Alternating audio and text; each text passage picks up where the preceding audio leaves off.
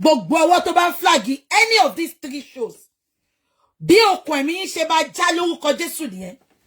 Àyàfi tí n bá lọ sí orí any platform tí n bá lọ flag, àyàfi tí n bá lọ fake profile tí n bá lọ fi kọ ìkọkúkọ sí platform anybody. Ṣùgbọ́n tí ò bá ti jẹ́ bẹ́ẹ̀, gbogbo ẹ̀dá tó bá mú ọwọ́ tó bá fi flag show yìí, any of the 3 show, lórí Instagram ni o, lórí TikTok ni o, lórí Facebook ni o, gbogbo ẹ̀dá tàbí inú obìnrin àbí tá àdágbéjáde nínú ìyá ẹ̀ tó fẹ́ máa flag show yìí, bí okùn ẹ̀mí ṣe máa já nìyẹn.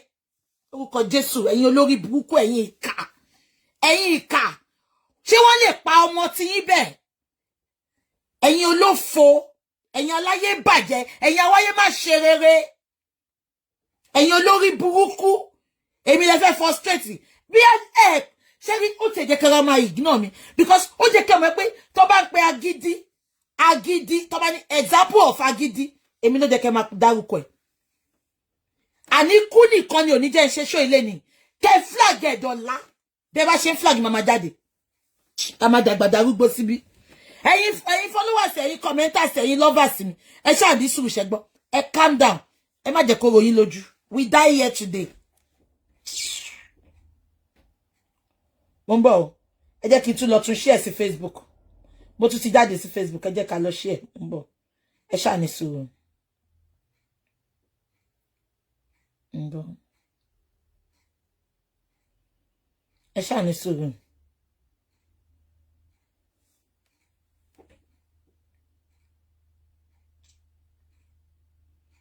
Any sùúrù fún mi o. Facebook, ẹ máa love and like, ṣẹ́gbọ́n, ẹ máa love and like. Mo fẹ́ delete èyí tí mo ti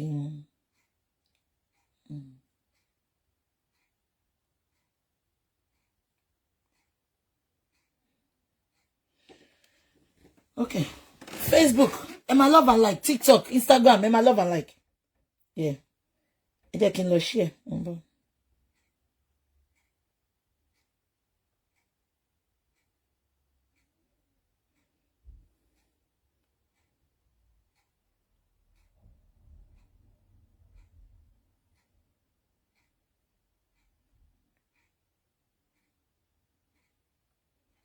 Tẹ́ bá mọ gbogbo bó ṣe ti try náà láti mú page wálẹ̀.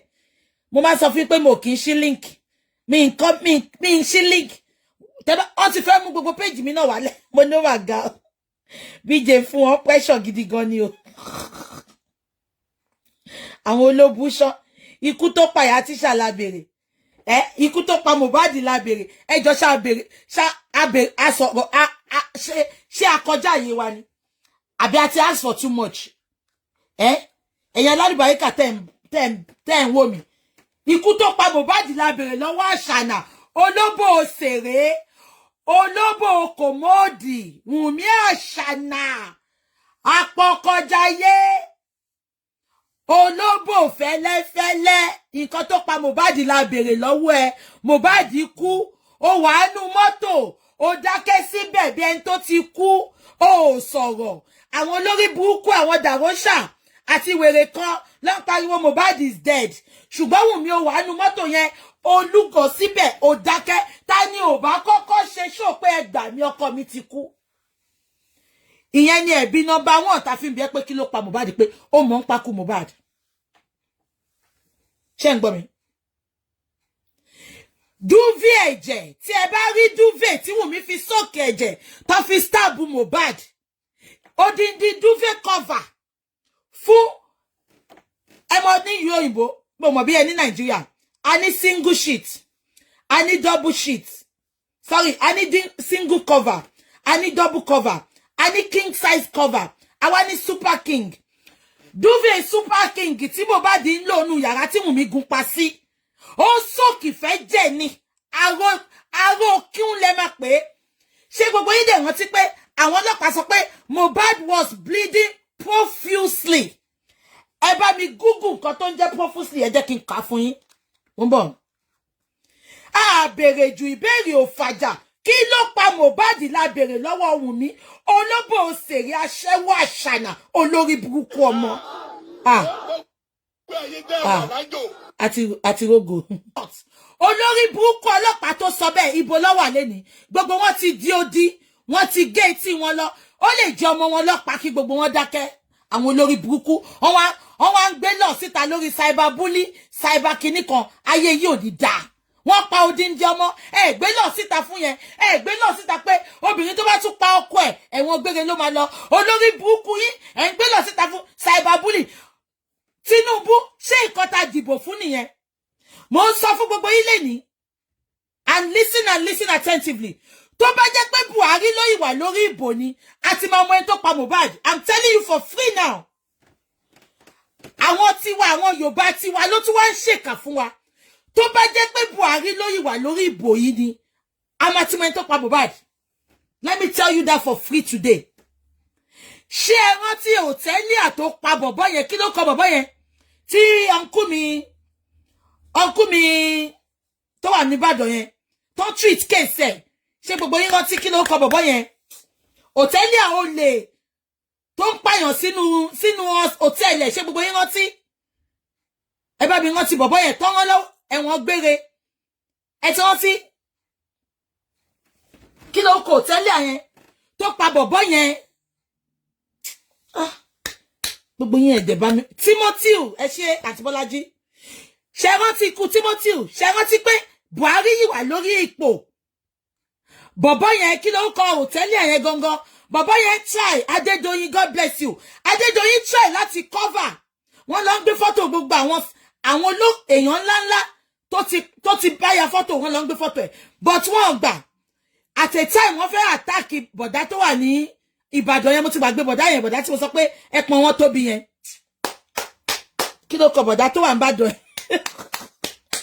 ṣé dementia ti ń sẹ́tì ní kí ló tí mo ṣe ń gbàgbé nǹkan báyìí bọ̀dá tó lẹ́pọ̀ àgbò yẹn tó wà ń bàdàn kí ló kọ wọn Oríyọmí ẹ̀ṣẹ́ ṣẹ̀bẹ̀pátá time wọ́n wá tún fẹ́ attack Oríyọmí ṣe rántí tó arrest Oríyọmí ṣe rántí mo ń sọ fún yín lẹ́ni tó bá jẹ́ pé Buhari tó wà ní orí ìtẹ́ ni wọn bí yálàyẹ anybody dá a máa ti gba justice ó lè take time bó a ti gba justice tó bá jẹ́ pé Hausa Buhari ló ìwà lórí ipò a máa ti gba justice Tinubu ńlẹ́ o ojú yọbọ ṣé nǹkan tá dìbò fún ẹ fún lélẹ̀ Tinubu many Nigerians trusted in you they believed in you even myself I campaigned for you not until ìgbà tẹ́ ń ṣe bala blue bla tẹ́ ń tọ̀ sára many Nigerians believed in you especially Yorubas ìgbà ẹ máa gbé wa débi ìṣelógo ẹ máa gbé wa délẹ̀ lérí Tinubu tí a bá gba justice fún Mohbad posterity will judge you for the rest of your life Tinubu tí ò bá sọ fáwọn tó ń tẹ̀lé ká gba justice fún Mohbad posterity will judge you for the rest of your life because ẹ̀yin náà bímọ Ṣèyí Tinubu ọkùnrin ni ẹ̀dẹ̀ ní ọmọ Tinubu ẹ ń gbọ́ nǹkan tó ń ṣẹlẹ̀ ẹ fi gbígbọ́ ṣaláì gbọ́ tó bá jẹ́ pé Buhari ló yìí wà lórí ipò níṣẹ́ Mohbad àti gba justice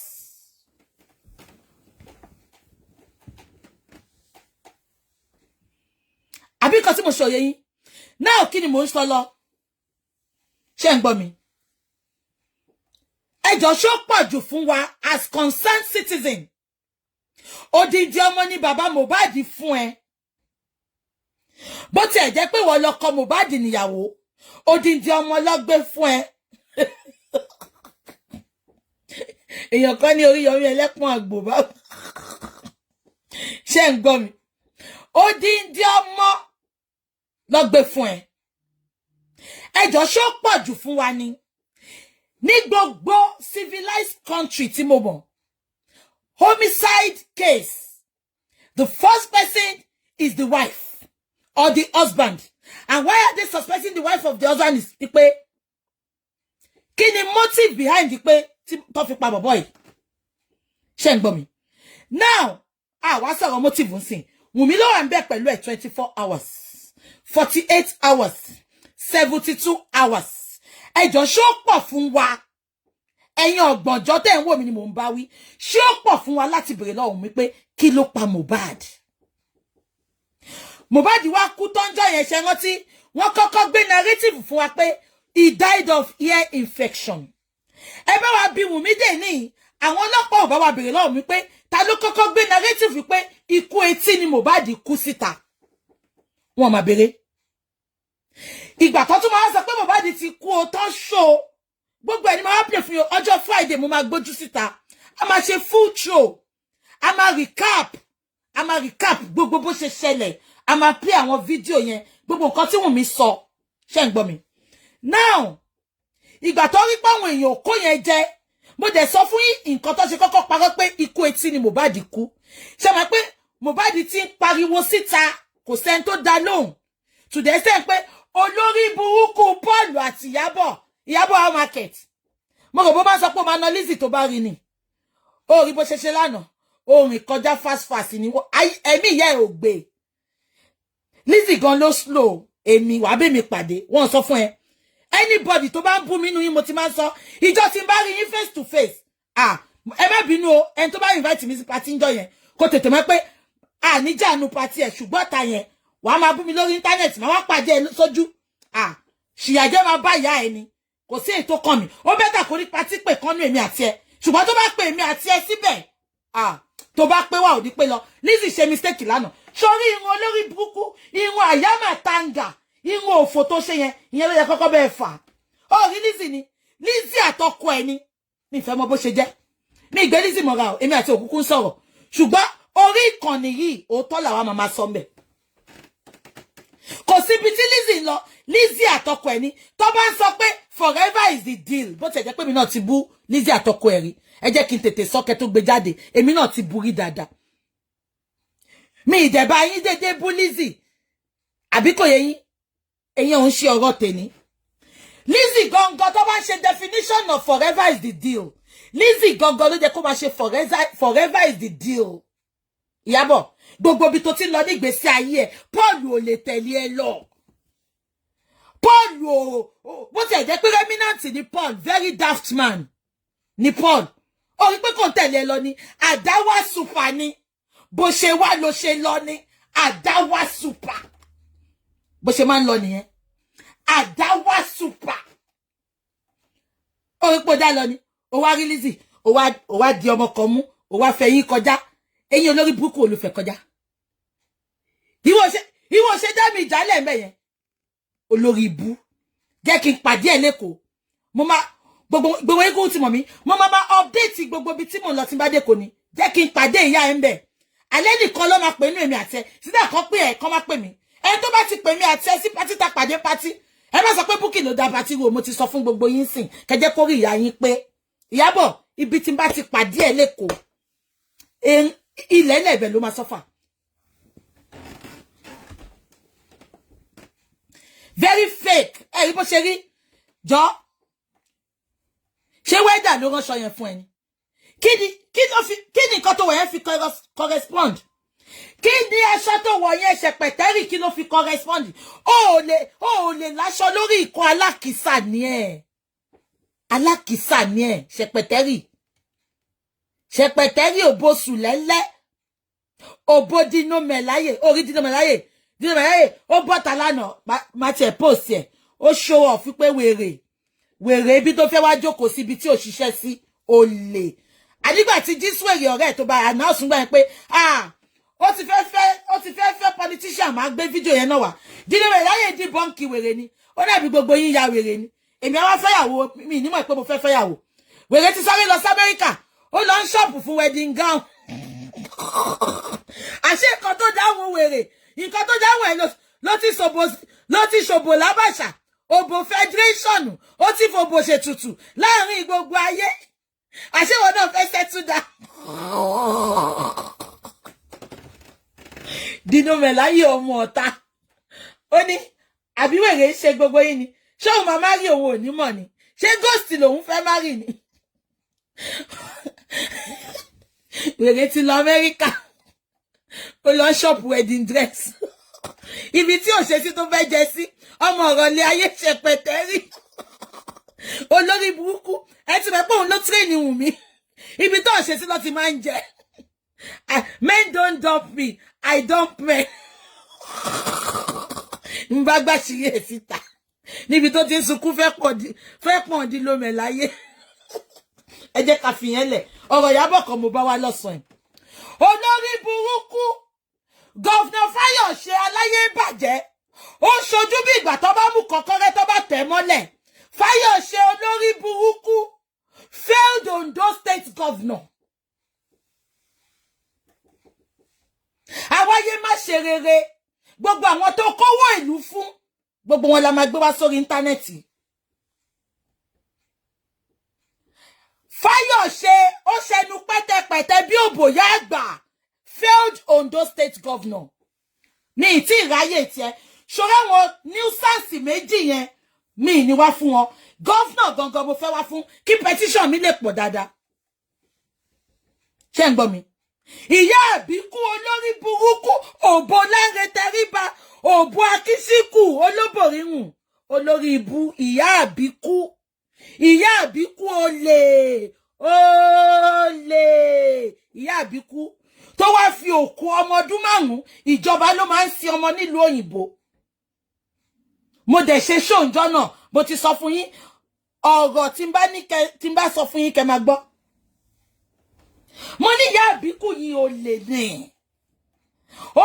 ní mo ní ìlú òyìnbó ó máa fún ọmọ yẹn ní befitting burial ni ṣùgbọ́n lè ìwọ tó ṣiṣẹ́ tó wá cash out lórí íńtánẹ́ẹ̀tì olórí burúkú wíìgì ẹ̀ dàbí ẹ́lmẹ́ẹ̀tì ó ṣẹnu fífẹ̀ bí pátàyà rẹ̀ ní aláyé bàjẹ́ ó máa ẹlẹ́dẹ̀ pọ̀ ní bó ṣe ń doko kò mọ nǹkan tó ń pè ní CD kò mọ nǹkan tó ń pè ní kọ́ńdọ̀mù ó máa làbólẹ̀ ní olóṣì òbò náà kẹ̀ gírípù mọ́ òbò tó rí ọmọ 8 ti jáde ńbẹ̀ ṣójọ yín lójú ni ṣebí ìyá ẹ̀ àbúrò ìyá ẹ̀ wà ní oyún kó tó lọ dọ́kọ̀ ìyá ẹ̀ náà ìtàn lábá túbàrọ̀ bọ̀ náà òun tí ìyá gbọ̀n lọ́mọ máa ràn ṣójọ yín lójú ni ìyá àbíkú olórí burúkú tó jẹ́ pé gbogbo off-date ló máa lọ sí ṣọ́ọ̀bù lọ́ra kò lè rówó jẹun tẹ́lẹ̀ lọ ń fọ́mọ méje ní benefit nílùú yìí ìsinyìí ìjọba ìlú ti gbọ́n ọmọ 2 péré ni ẹjọba ló ṣe fẹ́ tọ́jú àwọn 5 kókù owó Akíṣíkù tó dẹ̀ lọ fẹ́ tí Ìyábọ̀ fún Ìyábọ̀ lọ́kùnrin gidi lọ́wọ́ Ìyábọ̀ mi ìrọ́kùnrin ohun rere kò tí Sódómù àti Gòmórà Ìyábọ̀ jáde rí bí àwọn rẹ́mínàǹtì bíi Paul ó ní fi ọkọ ẹ̀wọ̀n mi kí n sọ̀rọ̀ àwọn ọ̀rẹ́ tó máa ní lọ́kọ bí àwọn rẹ́mínàǹtì bíi Paul ẹjọ́ àwọn olówó àṣàkù Paul náà àwọn olóṣì àwọn awáyé má ṣe rere set of people olórí burúkú ọmọ ojú ọ̀rọ̀ lárí tó ń pọ̀ lálọ́lá níyànnu ìwọ ń gbé báàgì fún Ìyábọ̀ tí ò bá ń ṣọ̀rọ̀ pé tíátà ni ibi tí n bá dúró sí Ìyábọ̀ lè dúró síbẹ̀ wà láìta láìsúmọ́ bí láì yanzim ìgbà tí Ìyábọ̀ ń dóbú kàrè lọ bèrè ń pa mí ńgbà yẹn ìgbà tí Ìyábọ̀ ń dóbú kàrè lọ bèrè ń pa mí eléyìí ò ń ṣọ̀rọ̀ tẹnu wà láìta láì Ìyábọ̀ yẹn ni wọ́n wá ń gbẹ́jọ́ ló gbé sórí olórí burúkú awáyé má ṣe rere ìgbà tí Lizzy náà bọ́ tàǹgbà yẹn bó ṣe súnmọ́ Lizzy nìyẹn òkú bàbá ẹ̀ táwọn ọmọ gidi àwọn ọmọ tó bí ní sínú wedlock tán ti ṣe fún bàbá wọn òun inú petrol station lọ ti dó ìyá ẹ̀ lóyún bàbá 8 ọmọ 8 nìyá ẹ̀ fẹ́ mo ti sọ story ìyá ẹ̀ rí bí báyìí àbí nǹkan tí mo sọ yé yín bàbá 8 ọmọ 8 ni òun tí ìyá gbọ̀n lọ́mọ wọn ó ti ẹ̀dà ìwọ àti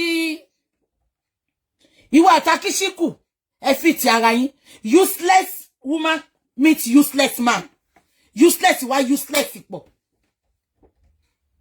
Akíṣíkù tó jẹ́ pé ìyàwó ẹ̀ ló ń bọ̀ alábọ̀dó ni ẹjọ́ ṣé kírìmù ìyàwó Akíṣíkù ló ń lò sí ni ìtòrò tí ń bóra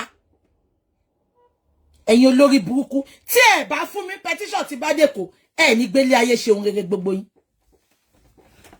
tí yín kọ́ mo wá sọ lẹ́nìí ẹ jẹ́ kí n lọ sọ èyí tí mo fẹ́ sọ kágo tó lọ ibo la sọ̀rọ̀ délẹ̀ nǹkan ẹ bá mi bí Wùnmí apọkọjáyé olóbò pẹ́ẹ́lí olóṣì wọ́n ti fún gbogbo ọyàn ẹ̀gbẹ́ ọyàn ò lè pàṣì pencil test tẹ́ bá fẹ́ mọ ọyàn tó pàṣì pencil test ẹni kóbìnrin gbé ọyàn sókè kó fi pencil sábẹ́ ọyàn yẹn máa di pencil yẹn mú ni ọyàn yẹn máa di pencil yẹn mú ni ọyàn Wùnmí ò lè pàṣì pencil test wọ́n ti tẹ́ wọ́n ti tẹ́ rọ̀ wọ́n ti tẹ́ Mohbad Mohbad tí ó bá ṣe pé yóò lè bókó ọ̀run ni màá tì kabọ̀ ẹ lójú Mohbad ó ó disappoint àwọn ará Èkìtì gan ni. Èkìtì ó ń jẹjẹkújẹ, Èkìtì ó ń jàjẹkù. Kí ni nǹkan tó mú ẹ lára Wùnmí yẹn látòkèdè lẹ́nu? Ó tún wá ṣe tán, ó lọ lé fó àgbà, ó lọ pàtẹ sórí dating site lẹ́yìn ìgbà tẹ́ ti ń date. Ṣé lórí burúkú lẹ́ni tó pè mí yẹn ni? Àbẹ́ fẹ́ kí n fún yín lépè ni? Ṣáyé yín fẹ́ bàjẹ́ ni? Wá máa decline wọn wá tún máa pè ẹ́. Ẹni tó bá pè mí máa gbé ṣépè ni. Àbí kan tí mo sọ yẹn, ẹjọ́ yìí tẹ́ ń wò wá sẹ́. Ṣé ó kéré jù fún wa? Ṣé ó pọ̀ jù láti béèrè pé because bí Akani Mohbad live a secret life, I know ke secret life ni. Mohbad is a celebrity. Tí celebrity bá dẹ̀ kú bẹ́ẹ̀ yẹn, ẹ̀tọ́ gbogbo àwọn ọmọ ìlú ni kó béèrè pé kí ló pa Mohbad. Àbí kan tí mo sọ yẹn, Paulo failed promoter, Ìyábọ̀ failed actress, failure wá ń bá failure nù ilé wọn. Failed àti failed wá papọ̀, ó wá di failed raised to power 200. Ẹjọ́, ṣó pọ̀ jù tá bá bí Wùnmí olóbò kite, ó ti fòbò ta kite sí gbogbo federation. Ẹjọ́, ṣó pọ̀ jù tá bá bí because òun ló fún wa ní energy of doubtness. Ṣé ń gbọ́ mi? Mohbad kú táìkú, ẹ sọ pé he died of ear infection. Insta blogging lẹ́ o. Ìwọ ò gbé nǹkan rere láyé tiẹ̀ bí fake news ni. Mo ṣe pé wà tí olórí burúkú Jíswèrè lẹ́jọ́ ń ṣiṣẹ́ pọ̀. Today not, God bless you. Bí orí kò ní gbé. Ẹ jẹ́ a máa sọ lọ. Another of ear infection. Shem, Akishiku, stop calling me. Stop calling me. Double lawin. Akishiku, stop calling me. Double lawin. Agumaniye. Olórí Òbò of Lagos. Stop calling me. Lọ́pọ̀lọmọ yẹn tó ń dó. Báwo lo bó ṣe fẹ́ grip gan? Báwo lo ṣe fẹ́ gbádùn òbò yẹn? O ra wọn mọ́tò mo ti jábọ́ lábẹ́ wọn. O lọ dẹnu kọ wọn. Ọlọ́mọ mẹ́jọ. Ọlọ́mọ mẹ́jọ, bàbá mẹ́jọ, ọmọ mẹ́jọ. Kí ló dé? Ìtorí ìjẹkújẹ iná ni. Ẹ̀yin ọkùnrin ò ní dignity. Òun ló mú ọba kan tó pè lọ́ba Jògà. Ọba Jògà yìí náà máa gba size yín lẹ́ni. Ọba Jògà, àbí kí ló ń pè yín? Ẹ máa gba size yín. Òótọ́ làwọn màmá sọ ń bíbà. Ẹ̀yin tẹ́ ló ń fẹ́ òbò lẹ̀. Akishiku ẹ lọ Google ẹ wà lórí Instagram. Ọ̀rẹ́ ọba ẹlẹ́kẹ̀ pọ̀fọ̀fọ̀ ọba kẹtàn ni. Àwọn ọba wèrè dédé, àwọn ọba olórí burúkú, gbogbo àwọn tó ti ṣoríire nílùú òyìnbó ló fẹ́ máa gba ẹrù lórí wọn. Àwọn ọba yàmáyàmá. Àwọn olófò ọba. Rí ọba Akírùntàn ni. Ọba mi dádì mi ni. Ìlàjẹ ló ti wá. Akírùntàn ló máa fún yín. Kò ń ṣọba ẹlẹ́kẹ̀ pọ̀fọ̀fù akẹtàn ọ̀rẹ́ Akishiku. Wọ́n ní fọ̀rẹ́ ẹ̀wọ̀n mi kí n sọ èèyàn tó jẹ́. Irú ròǹbòhùn. Ẹ̀rí tí yàbí fúkú fẹ́ parẹ́ sórí ọ̀rọ̀ justice for Mohbad. Olórí burúkú lójú ara ẹ̀. Ó ń sọ̀pọ̀tì àgbésùn ẹ̀. Ó ń sọ̀pọ̀tì okú ẹ̀. Ó ń protect okú ẹ̀. Olórí burúkú. Ìgbà tí ìlú òyìnbó ò fún wọn lówó mọ́. Abẹ́ ẹ̀gbọ́n mi. Olórí burúkú bá tún lọ bá wọn kan. Ó bá tún ní kó máa dájọ́. Àjọ 200 lọ́sọ̀ọ̀sẹ̀. Olórí burúkú bá kó 4,500 ló bá ní báǹkì ti lock up. Gbogbo báǹkì tó dẹ̀ wá ń lo òyìnbó tó bá tiẹ̀ máa ti account ẹ ó máa kówó ẹ̀ fún ẹ àfi tó bá jẹ́ owó fraud gan tó bá lè proof beyond reasonable doubt ó máa kówó yẹn fún ẹ. Iṣẹ́ ni wèrè gba almost 5,000 owó àjọ àwọn alájọ. Wèrè lọ fi ṣètò kú bàbá oníbàbá táwọn ọmọ rere ti gbẹ̀yìn ẹ̀ tó ti sin ọmọ àlè tó dòyà ẹ̀ lábẹ́ igi nínú petrol station. Ìyàwó bàbá petrol station wà ní ọ́fíìsì ìjọ náà abẹ́ táǹkì tó ti ń ṣe petrol ẹgbẹ́ kọ́bẹ̀ lọ sídìí ìyá ẹ̀ sì tọ́ kókó bọ̀ ṣojọ yín lójú ni. Àní ìyá ẹ̀ ẹni kó bọ́ta ìyá ẹ̀ lọ ibi tí ìyá ẹ̀ ò lè gbóbò dúró dé ó lọ dún àbúrò ẹ̀ yẹn wọn ò lè sọ̀rọ̀ mọ́ tí ayé máa fi parẹ́ tí mo mọ̀ dáadáa ni. Abẹ́ ẹ̀gbọ́n mi tí mo mọ̀ dáadáa ni. ẹ̀gbọ́n àtàbúrò báwo ló ṣe máa lọ dó okó àbúrò ẹ tó fẹ́ ní ṣùlọ́kà tó lóyún fún tó lóyún ìtòrò wà ní oyún ó dẹ̀ lògùn lọ bọ́kọ àbúrò ẹ̀ ọkùnrin kan ṣoṣo tí ìyá ẹ̀ bí wọ́n pa ìbọn ló fi pa sí títì ni ẹ má wọrí má lọ gbé history book mi yẹn má tún gbé jáde ìyá ẹ̀ dúdú tìgbàsẹ̀ ni ìyá ọlọ́mọ yẹn olórí burúkú tó bá ṣọ́ fún ẹ kó gbogbo ọmọ mẹ́jọ ẹ kó travel ẹ̀mí ìyá ẹ̀ ò ní gbé ẹjọ́ kí nìyàn ń date ọkùnrin fún kó help ẹ kó support ẹ physically kó support ẹ mentally kó support ẹ emotionally sexually nìkan ló fi ń support ọlọ́mọ yẹn ìyá àbíkú kò lè sọ pé mo fẹ́ travel sí ìjọ boyfriend mi wá bá mi sanwó ọmọ méje ṣákíṣíkù kan tí ìrówó báwo ló ṣe fẹ́ ṣàlàyé fún yà pé wọ́n ti ń flag ṣé mo ti sọ̀rọ̀ jù ni ó dẹ̀ jẹ́ kí n filẹ̀ bẹ́ẹ̀ ẹ jẹ́ ká lọ síbi tá à ń lọ.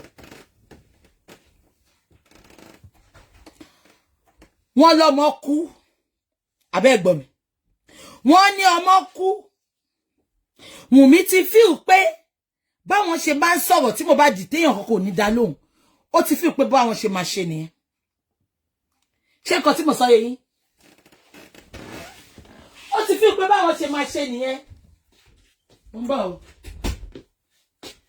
ṣé ń gbọ́ mi ṣé àbẹ̀ pọ́ mọ̀ ìpáwọn èèyàn kì í lísìn sí Mohbad òun ló mú ṣẹ̀pẹ̀tẹ́rì àti boyfriend ẹ̀ tó lọ sí ìlú òyìnbó tí Mohbad sọ ẹ̀dùn ọkọ ẹ̀ fún wọn tí wọn ò ṣe nǹkan kan sí because àwọn èèyàn kì í lísìn sí bọ̀bọ̀ yẹn ṣé ń gbọ́ mi ìtorí ẹ̀ lọ ṣe pa wọ́n ti wò pé àwọn èèyàn ò ní lísìn ṣé ń gbọ́ mi ìtorí ẹ̀ lọ ṣe kọ́kọ́ bọ́ta pé ikú etí ló kú ìgbà tó wá rí pé àwọn èèyàn ò kó yẹn jẹ ṣé ń gbọ́ mi wọ́n wá tún update pé Mohbad ti kú o wọ́n wá lọ ń ṣò inú mọ́tò àṣẹ Wùnmí lẹ̀ sẹ́yìn mọ́tò kò sọ ọmọ yẹn ọ̀dájú abiyamọ ni.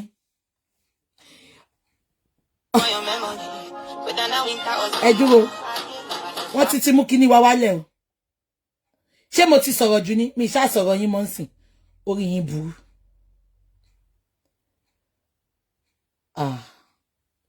Resume. Okay.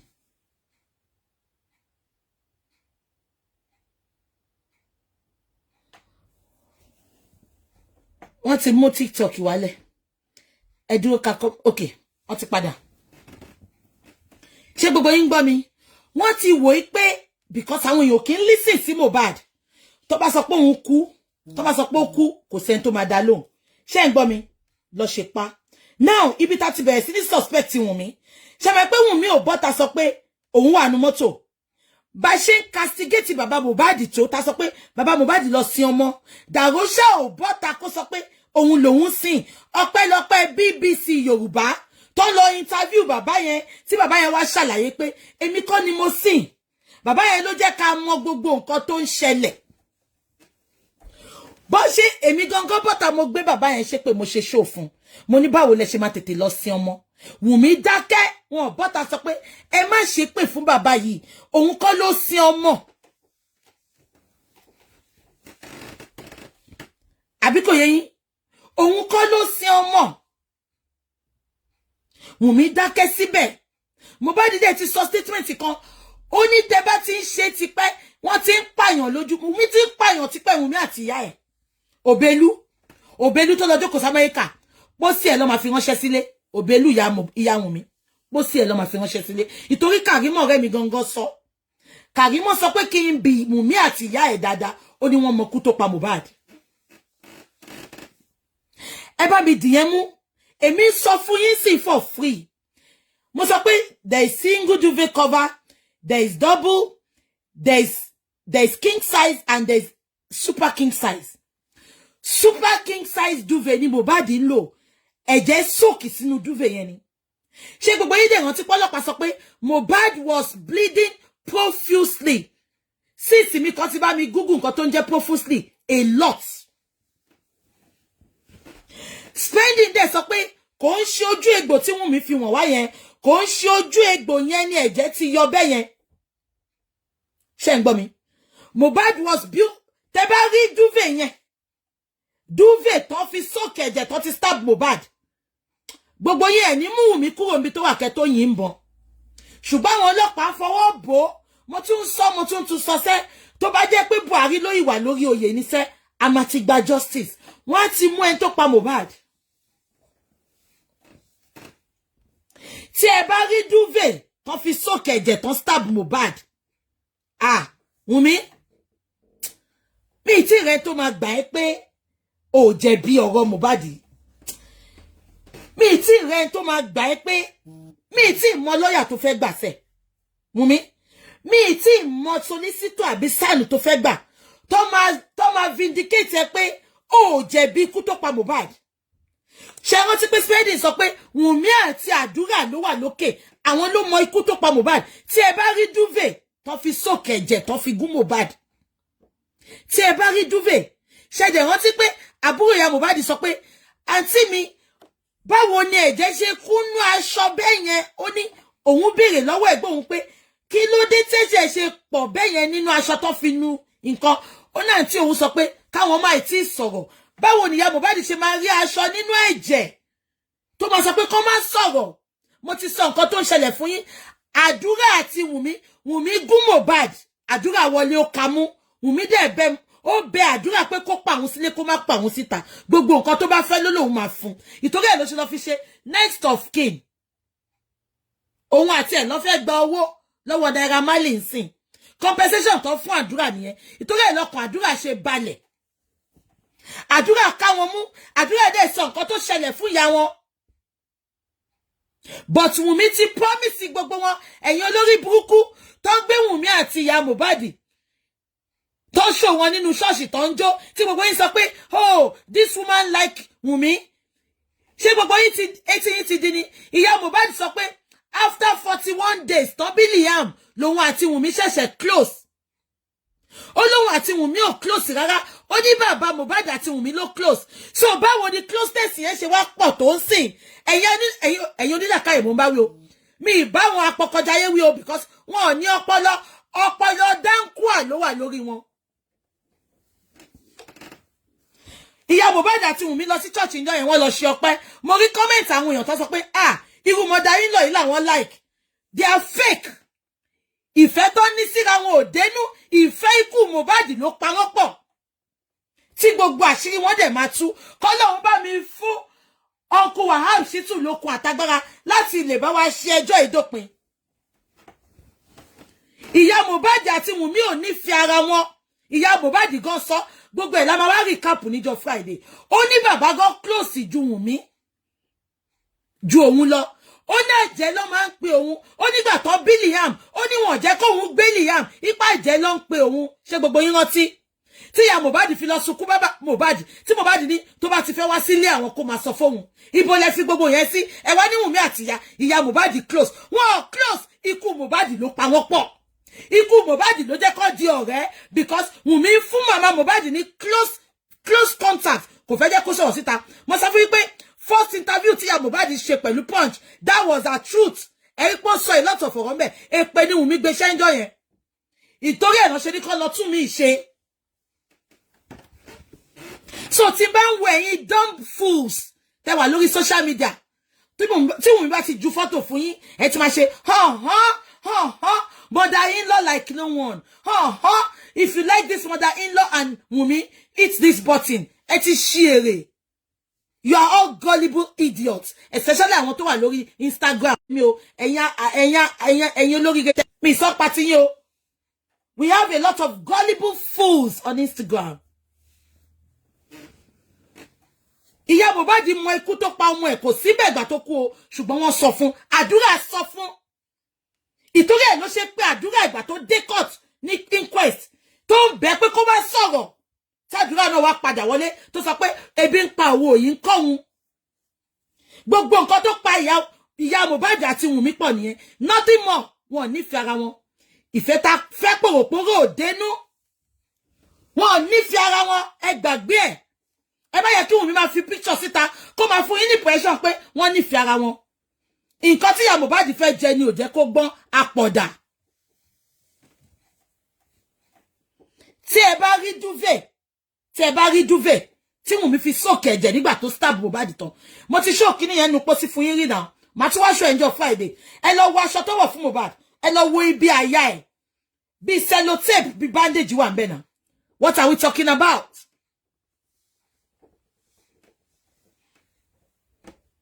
Kí ni reason tí Wùnmí fi pa Mohbad? Ìyẹn ni kó wá sọ fún wa. And very dark man sọ statement kan only there was a fight. But Wùnmí is always coming out to manipulate the fools, the gullible followers following her, supporting her. Ẹ dẹ̀ lọ wo gbogbo àwọn tó support ẹ̀, àwọn ọmọ ọ̀rọ̀lẹ́ ayé ni. Ẹ̀gbọ́n mi kan, ó ń dú ọmọ ẹ̀lẹ̀ kan ní Nàìjíríà. Ó ti fi ọmọ ẹ̀lẹ̀ yẹn lẹ́sìn, fáànù Wùnmí ni. Níbi tí ẹ̀gbọ́n mi yìí tọ́jú ọmọ èdè, ó ti gbé lọ sí ó kéré jù 4 different countries over abroad. Ọmọ atẹ́rọ̀ fọwọ́lé lọ́mọ yẹn o. Wùnmí ló máa support. Ọmọ tó ń tọ́jú níwájú látẹ̀yìn. Àṣewèrè ń cross fork. Mo ní ẹ̀gbọ́n mi àwọn tó ń cross fork tó ń dókó bí Wùnmí ló máa support Wùnmí. Àwọn ọmọ tó gbé ọmọ àlè lọ fọ́kọ ló máa support Wùnmí because this nǹkan tó ṣẹlẹ̀ sí Mohbad is simple arithmetic. Láì ṣe investigative kìíní gan 2 + 2 ọwọ́ Wùnmí wà ọwọ́ Wùnmí ọmọ ẹ̀jẹ̀ wà lọ́wọ́ ẹ̀. Ẹ̀jẹ̀ wà lọ́wọ́ ẹ̀. So what are we talking about? Ẹ jẹ́ ká fìyẹn lẹ̀. Ọ̀rọ̀ Wùnmí kọ́ mo fẹ́ wá sọ lẹ́ni mo kọ̀ yàbàrà síbẹ̀ ni. Now nípa Rifa a lot is going on. We are not coming out to come and tell you. Nobody abandoned Rifa. Nobody abandoned her. Abandoned him. Títí dànà wọ́n yìí lọ ń wò. Ṣó ti yé yín? But we don't want to come out and be spilling a lot. So if you are not hearing anything, please bear with us. Ẹ jọ̀ọ́. Kò ṣe pé a fẹ́ fún yín ní update.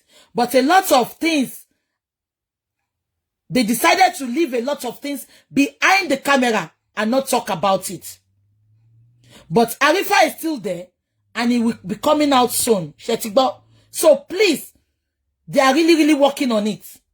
So I don't want people to be thinking, pé wọ́n dá sí ọ̀rọ̀ Rifa. Ṣé ń gbọ́ mi? Ẹ bá mi dìyẹn mú.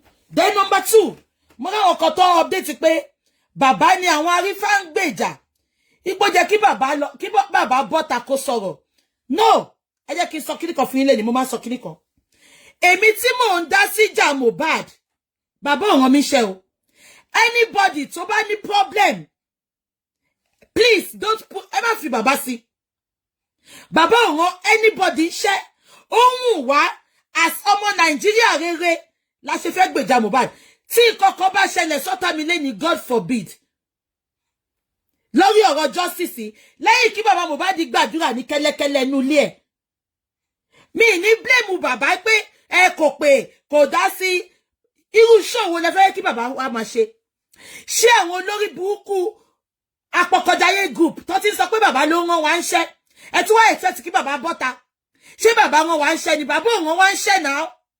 Many of you are making money from justice for Mohbad. I'm sorry to say. So why are you now expecting Baba to come and talk? Ṣé Baba ló ní kẹ́ máa sọ̀rọ̀ ni? Ohun yìí lẹ dá sí, ohun mi ni mo dá sí. Ẹ gbàgbé.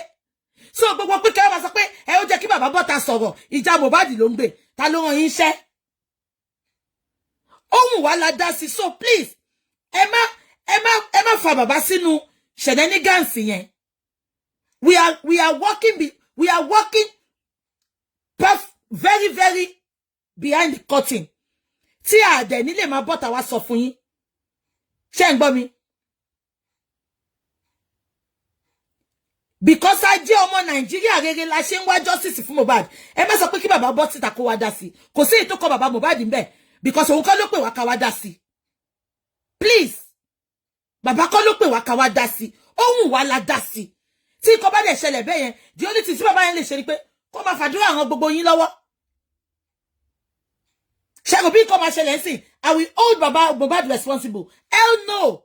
Because ìgbà tí Mohbad kú kò pè mí pé BJ o, wá bá mi ṣe show. No. Ohun wa ni, sọ̀rọ̀ ni, ẹlòmíì dẹ̀ fi make owó. Bó tẹ̀ jẹ́ pé wọ́n sọ pé pa àwọn látòkè lẹ́ni káwọn má dà sí mọ́. Wọ́n ti ní kẹ́dá gbogbo aláyọ̀nù gbogbo nǹkan tẹ́ gbà padà. Ẹlòmíì torí ọ̀rọ̀ Mohbad ló fi ṣí page. ṣé nǹkan tí mo sọ yẹn yín ìtorí ọ̀rọ̀ bàbá Mohbad ló fi ṣí page wọ́n dẹ̀ ti make a lot of money so ẹ fi bàbá sílẹ̀ bàbá ò lè wá sọ̀rọ̀ nípa arrest tó mú Arifa because bàbá kọ́ ló rán wa ńṣẹ́ bàbá kọ́ ló kọ script tá ń kọ fún wa I will be factual today I will tell you the truth èmi kan tí mò ń sọ̀rọ̀ yìí ẹ kọ déètì ẹni sílẹ̀ if anything should happen I will not hold bàbá responsible because kò fi okùn fà mí ohun mi ni mo dá sí so please gbogbo ẹ̀yin tẹ́ ẹ sọ pé ó bàbá ó jẹ́ kí bàbá sọ̀rọ̀ he's not saying anything sọ̀rọ̀ gan wọ́n ti attach bàbá mọ́ wa pé òun ló rán wa ńṣẹ́ bàbá yóò dẹ̀ rán yàn kankan ńṣẹ́ the only thing bàbá bá sọ pé ẹ ṣé o gbogbo ẹ̀yin tẹ́ ẹ support mi láti wá justice bàbá òun rán wa ńṣẹ́ o ẹ jọ̀ọ́ ẹ má get it twisted so ẹ fi bàbá ní bàbá sílẹ̀ ìyẹn tún lọ bẹ́ẹ̀ àwọn èèyàn tún wá ń kọ nǹkan kan pé àwọn èèyàn ti pè mí mo dẹ̀ fẹ́ address kíní yẹn publicly àwọn èèyàn sọ pé ó jẹ́ kí bàbá Mohbad kó petition ìyá Mohbad bí mo tiẹ̀ kì í ṣe lọ́yà màá ṣe yànnàyànnà àwọn nǹkan kan fún yín lọ́sàn-án yìí bàbá ò lè petition ìyá Mohbad ṣe mọ wáyé wọ́n ní ọjà tí ọmọ bá ti wọ̀ èkúta ti wọ̀ ẹ gbàgbé ṣé ń gbọ́ mi wọ́n ní ọjà tí ọmọ bá ti wọ̀ èkúta ti wọ̀ petition ìyá Mohbad fún kíni ìyá Mohbad ń sọ òótọ́ tó mọ̀ ni a lè petition ẹ̀ tó bá dìgbà tó máa gbé ìyá Mohbad kó wá lọ rojọ́ ní inquest á sọ nǹkan tó rí náà bàbá kọ́ ló máa petition ìyá Mohbad ọmọ ti wọ̀rọ̀ wọn ẹ gbàgbé dídà ló dà tẹ́gbẹ́ di ilé ọmọ ẹgbẹ́ ò kì í ṣe ilé ọmọ ẹ̀yin tẹ́yìn àtọkọ yín ò jọ sí mọ́lẹ̀ nísìn kọkọ yín wá lọ́la kó wá petition yín báwo lẹ ṣe fẹ́ feel ẹ jẹ́ kí ìyá Mohbad máa rántí lọ ẹ jẹ́ kí ìyá Mohbad máa rántí lọ tí ò bá rántí báwo làwa ṣe fẹ́ pick fact bàbá kò lè petition ẹ̀ because at the end of the day ẹ̀yin èèyàn yín náà lẹ máa fún ìyá Mohbad ní public sympathy tó bá petition ẹ̀ ẹ̀yin lẹ máa sọ pé ha ṣèbó bímọ fún bàbá yìí ò dáa ẹ tún fẹ́ wá ọ̀tá fún bàbá yẹn ni never say never ẹ gbàgbé never say never tàbá níjà ò ní parí tó bá máa parí ńkọ́ ṣùgbọ́n tàbá mọ ikú tó pa Mohbad níjà máa parí wọ́n ti bímọ fúnra wọn ẹ má gbàgbé o ẹ̀yin tẹ̀dẹ̀ sọ pé competition yìí náà mò ń sọ ní sẹ́ pé ẹ̀yin àtọkọ yín jà ń sìn wàhálà wá ṣẹlẹ̀ báyìí ìyá yẹn wá ń sọ̀sọkúsọ ẹ lọ petition ẹ ní ọjọ́ kan tó gbé oyún àwọn ọmọ yẹn tó fi rọbí no èmi I'm a very deep thinker honestly I'm a very very deep thinker Baba can never and he will never petition ìyá Mohbad he won't because ẹ̀yin tẹ̀sán pàdé gùn yìí náà ẹ̀yin náà lè máa ládé ògùn mọ́ ẹ̀yin náà lè máa padà máa àtàkì bàbá yẹn lórí kíni ṣèbó bímọ mẹ́ta fún clinton petition ẹ̀ ẹ jẹ́ kó máa rojọ́ lọ àwọn òwò bẹ́ẹ̀ àwọn ògbọ́n nǹkankan wọ́n ti gé tí bàbá lọ nínú ẹjọ́ tó rò yẹn láti ń rí òótọ́ tiwa àbí kò yẹn ẹ jẹ́ kó máa split lọ tó bá dégbà tó máa lọ rojọ́ ní court á lọ rojọ́ bàbá kọ́ ló máa petition ẹ̀ tó bá tó time tọ́rọ̀ bá kàn gbogbo nǹkan tó ń ṣe ni sànù ń rí gbogbo nǹkan tó ń ṣe ni sànù ń gbọ́ ṣé nǹkan tí mo sọ yẹn gbogbo nǹkan tó ṣe ni sànù ń rí gbogbo nǹkan tó ṣe ni sànù ń gbọ́ ṣé nǹkan tí mo sọ yẹn so ẹ fi yẹn sílẹ̀ ìtorí ẹ̀ la ṣe gba SAN at the right time SAN will do his job ṣé nǹkan tí mo sọ yẹn so gbogbo ẹ̀yin tẹ́ sọ pé kí bàbá petition bàbá ò lè petition wọn dẹ̀ ignore yín wọn kò lè ṣe ni àbí nǹkan tí mo sọ yẹn ẹ jẹ́ ká fọ̀rọ̀ ṣírò ara wa ẹ jẹ́ kí ìyá Mohbad máa kà lọ because bàbá oníbàbá kò tí ì rán wá ń ṣẹ́ ojoojúmọ́ ni mo máa lọ kiri òun ló rán wọn ń ṣẹ́ o òun ló rán àwọn tó ń ṣépè fún Liam ń ṣẹ́ mo ń bọ̀ àbí nǹkan tí mo sọ yẹn bàbá yẹn kò tí petition kò bá wa sọ̀rọ̀ rí gbogbo ibi tí Wùnmí bá ń lọ bàbá Mohbad ló rán wá ń ṣẹ́ o bàbá Mohbad ló ní kó máa ṣépè fún Liam bàbá Mohbad ni àwa tún petition ìyá Mohbad wọ́n wá sọ pé ṣáwọn ò sọ a lè kọ́ SAN níṣẹ́ wọn SAN á ṣe nǹkan tó bá tọ́ sí ìyá Mohbad láti ṣe they are all going to the inquest to talk gbogbo wọn ló máa sọ nǹkan tójú wọn rí honest to God àwa lójú ń kọ́ àbí kò yé yín àwa lójú ń kọ́ ẹjọ́ ẹ má jẹ́ kójú kan yín ṣe ti gbọ́ ẹ má jẹ́ kójú kan yín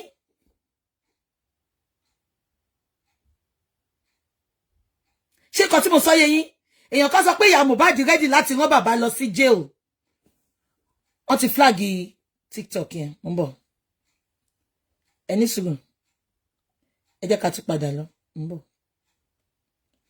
ẹ ṣáà ní sùúrù.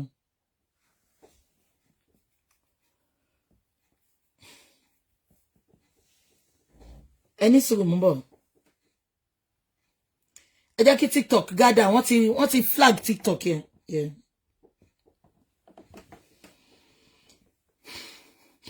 ẹ jẹ́ kí TikTok gather ẹ má bínú ṣẹ́gbọ́n ẹ jẹ́ kí TikTok gather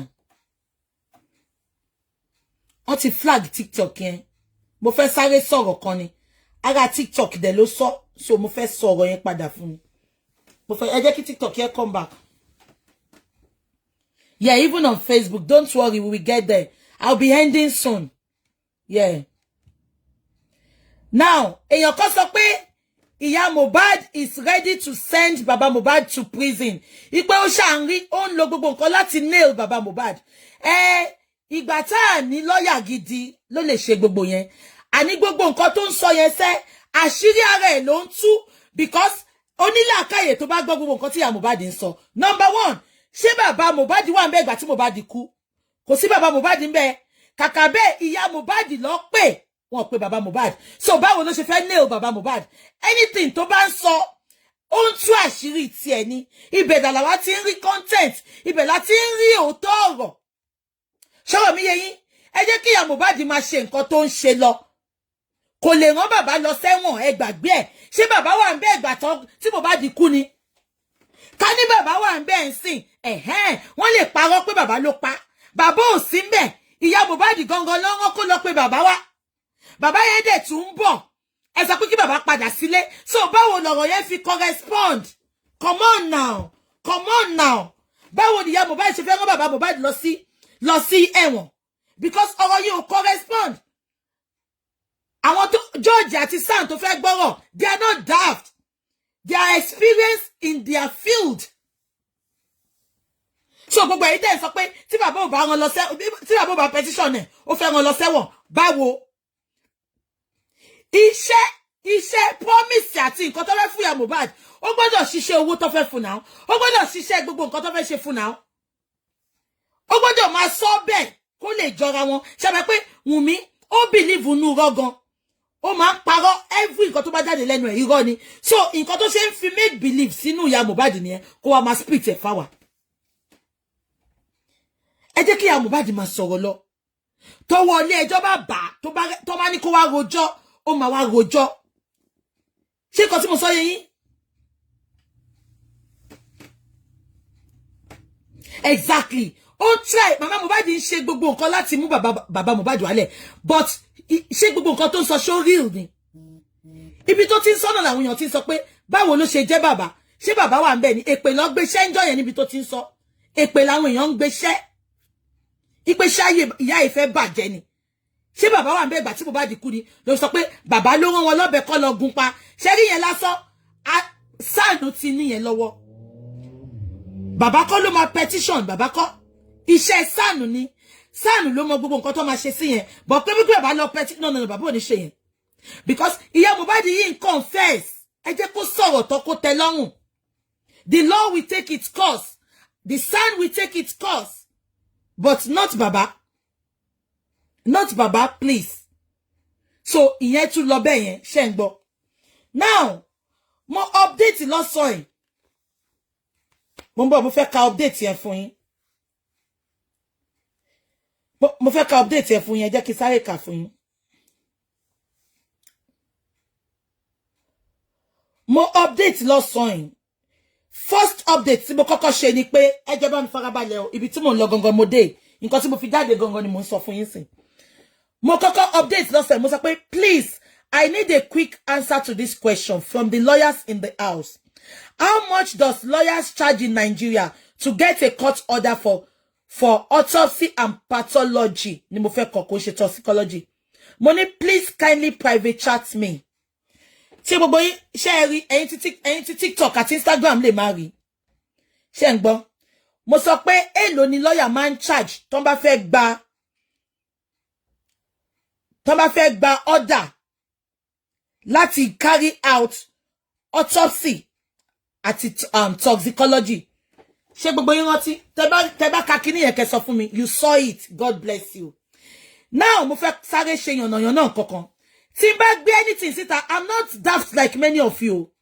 Mo hate kí n gbé nǹkan síta kẹ́ máa sọ fún mi pé BJ, you don't have to put this there. You don't have to put it. Let it be a secret.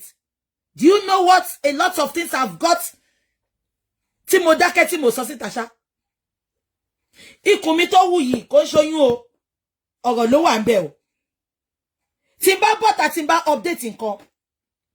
Tí n bá rí anybody tó wá comment pé BJ, you don't have to come out and say it. Don't come on my wall to tell me what to do. I am not new in this blogging. I am not new in talking.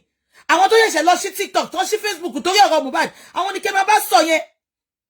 I've been talking on social media for years, and I know what to say, and I know what not to say. Ẹ jọ̀ọ́, ẹ má jẹ́ ká fẹ́ pé gangan wa lọ́wọ́. Tí bá ti gbé nǹkan sí, don't come and tell me what to do. I have a reason for putting it out. Ṣé nǹkan tí mo sọ yẹn? Now, kí ni reason tí mo fi gbé síta? Mo wá tún kọ another update. Ẹ máa gbọ́ update tí mo tún kọ ẹ̀yin ti TikTok. Mo tún wá kọ another update. Mo sọ pé I got an answer to the question I asked about what lawyers charge for court order. So why is lawyer Odumosu charging 2 million naira just to get a court order? This was why we said, let the Sun handle everything. I am coming back to talk about this. Ibi tá ń lọ gangan ládé. Ṣé gbogbo yín rántí ìgbà tí ká tó gba ìgbà tá kọ́kọ́ lé lawyer tí bàtà ẹ̀ ti yẹ̀ tó ti já yẹn. First lawyer tí bàbá Mohbad kọ́kọ́ gbà, ṣé rántí lawyer tó ń ṣiṣẹ́ lọ́fẹ̀ẹ́ tí African TV lọ mú wá, ṣé rántí? Ṣé rántí gbà tó gba lawyer Odumosu, ṣé rántí?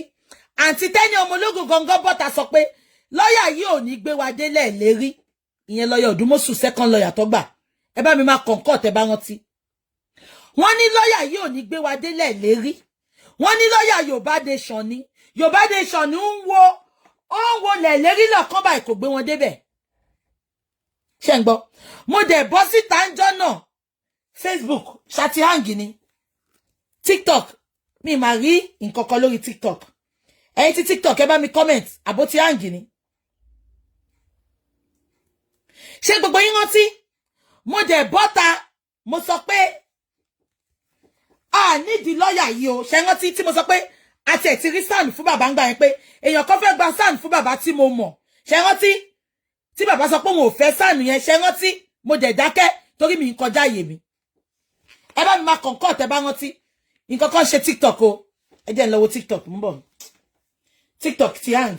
Mo ń bọ̀ mi mọ̀ bí ó hang náà but ẹ ní sùúrù. Ẹ ní sùúrù. Ṣé ti gbọ́ mo ń bọ̀. Mo ń bọ̀. Ẹ ṣáà ní sùúrù fún mi, ẹ má bínú. Mo ń bọ̀. Yeah. Ẹ jẹ́ kí n wo TikTok. TikTok. Mi rí comment mi rí